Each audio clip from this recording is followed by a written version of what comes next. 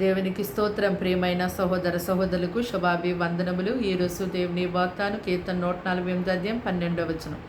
యవ్వనులు, కన్యలు, వృద్ధులు, బాలురు అందరూ యెహోవా నామమును స్తుతించుదురు గాక.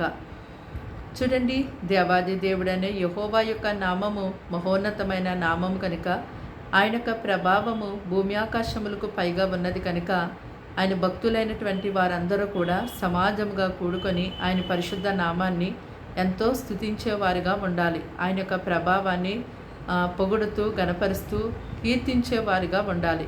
అయితే ఈ సృష్టిని చూసినట్టయితే ఈ సృష్టిలో ఉన్నటువంటి మరి ఆకాశ నివాసులు, ఉన్నతమైనటువంటి నివాసులు, దేవుని యొక్క దూత సైన్యములు దేవుని స్తుతించాలని, అంతేకాదు సూర్య చంద్ర నక్షత్రములు, పరమాకాశము, ఆకాశ జలములు, ఈ భూమి మీద ఉన్నటువంటి మకరము, ఇంకా అగాధ జలములు, అగ్ని వడగండ్లు, హిమము, మంచు, తుఫాను, అలాగే పర్వతములు, కొండలు, లోయలు, గుట్టలు, ఫలమునిచ్చే ప్రతి ఒక్క చెట్లు, సమస్త విధమైన దేవదారు వృక్షములు, పశువులు, మృగములు, నేల మీద ప్రాకే ప్రతి ఒక్క జీవరాశులు, మరి ఆకాశమునికి ఎగురు రెక్కలు కలిగినటువంటి ప్రతి పక్షులు కూడా, అంతేకాకుండా భూరాజులందరూ, సమస్త విధమైన ప్రజలు, సమస్త విధమైన న్యాయాధిపతులు, ఇంకా మరి అధిపతులు, యవ్వనులు, బాలురు,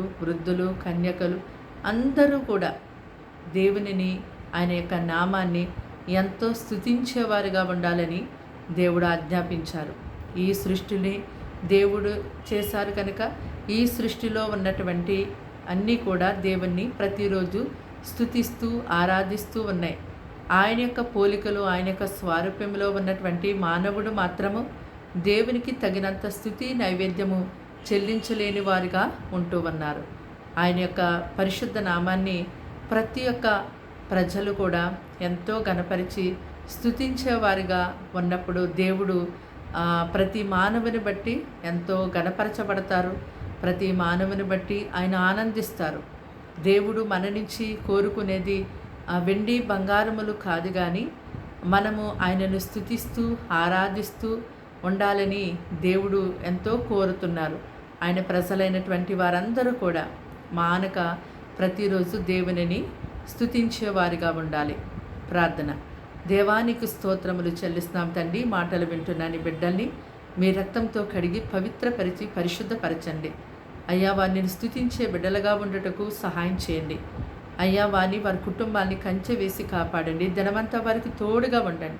కీడు శోధన అపాన్ని తప్పించండి. పరిశుద్ధమైన నీ నామము ఎంతగానో వారికి తోడుగా ఉంచండి. నీ నామాన్ని గణపరిచే ప్రజలుగా నీ ప్రజలు ఉండుటకు సహాయం చేయండి అయ్యా. ఎవరైతే నీ వైపు తిరిగి వేటి కొరకైతే ప్రార్థిస్తున్నారో వారి ప్రార్థనకి జవాబు ఇవ్వండి అయ్యా. నీ బిడ్డలను బలపరచండి, రోగములను తొలగించండి, పాపస్థితి నుంచి విడిపించండి నాయనా. తను ఎటువంటి ఇబ్బందిలో ఉన్నప్పటికీ ఆ ఇబ్బందిని తొలగించి వారికి సమాధానం దయచేయండి, స్వస్థత దయచేయండి. ఈ దినమంతా కూడా వారికి కాపుదలిచ్చి నడిపించమని యేసుక్రీస్తు నామములో ఈ ప్రార్థన సమర్పించి వేడుకున్నాం తండ్రి.